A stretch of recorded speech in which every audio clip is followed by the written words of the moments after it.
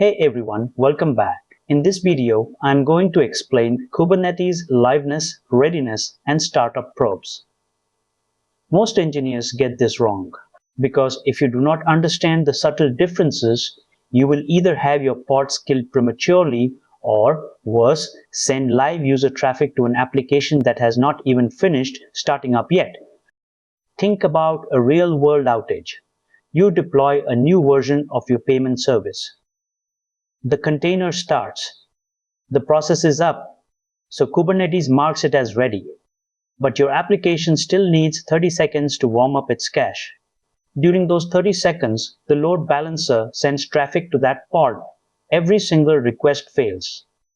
This happens because Kubernetes is blind to your application's internal state. This is exactly why we need probes. So what are Kubernetes probes exactly?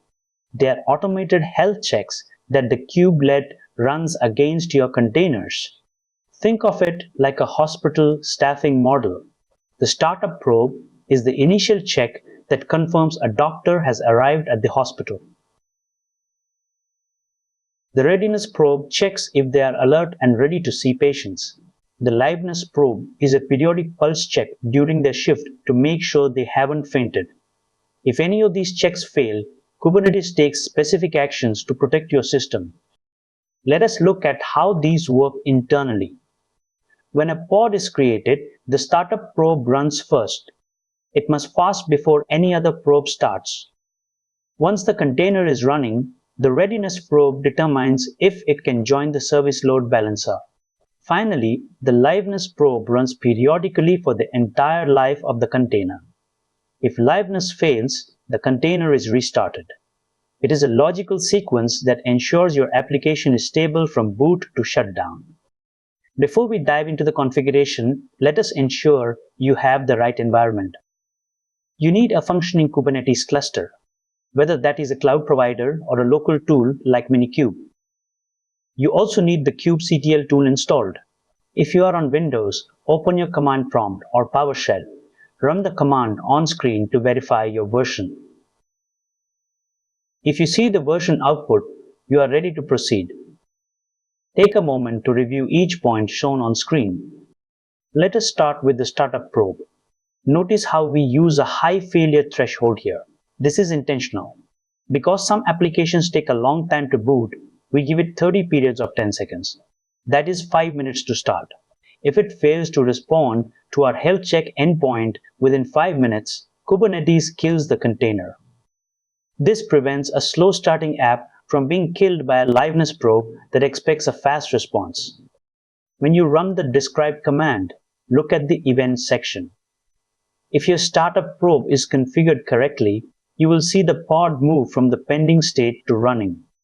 If it fails, you will see an unhealthy event here. This is exactly where you should look if your pods are stuck in a restart loop during deployment. Now compare this to readiness and liveness. The readiness probe uses a TCP socket check. This confirms that the service is actually listening on port 8080. If this fails, Kubernetes removes the pod from the service endpoints. No traffic goes to it. The liveness probe, however, checks the live path. If this fails, Kubernetes kills the process. This is the difference. Readiness means I cannot handle traffic yet, while liveness means I am broken, kill me and restart. When the readiness probe passes, you see the ready column show 1 of 1. If the readiness probe fails, you would see 0 of 1. This is the most common indicator that your pod is up, but your service is failing to route traffic.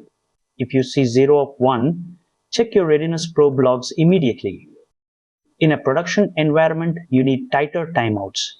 Notice we set the timeout seconds for the readiness probe to 2 seconds. We want to fail fast if the service is hanging. For the liveness probe, we use a single failure threshold. This means one failed check and the pod is gone. This is aggressive, but it ensures that we don't keep zombie pods alive when they are genuinely deadlocked. You can verify the readiness probe by checking your service endpoints. If the readiness probe is working, you will see the pod IP addresses listed here. If those IPs are missing, your readiness probe is failing. It means the pod is healthy enough to be alive, but not healthy enough to handle requests. This is the gold standard for traffic management. What if you see this error? This is the classic liveness loop. The root cause is usually a liveness probe that is too aggressive, or a probe that checks a dependency, like a database, that is also overloaded. The fix is to make your liveness probe check only the local process, not external dependencies.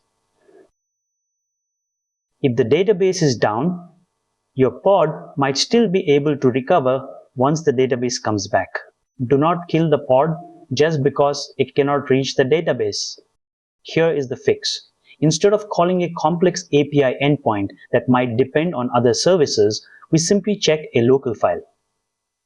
This is called a file-based probe. It is simple, fast, and cannot fail due to network issues. This is the most reliable way to check if a process is truly alive. Let us look at a real scenario. An e-commerce platform processing 50,000 requests per minute had a major issue.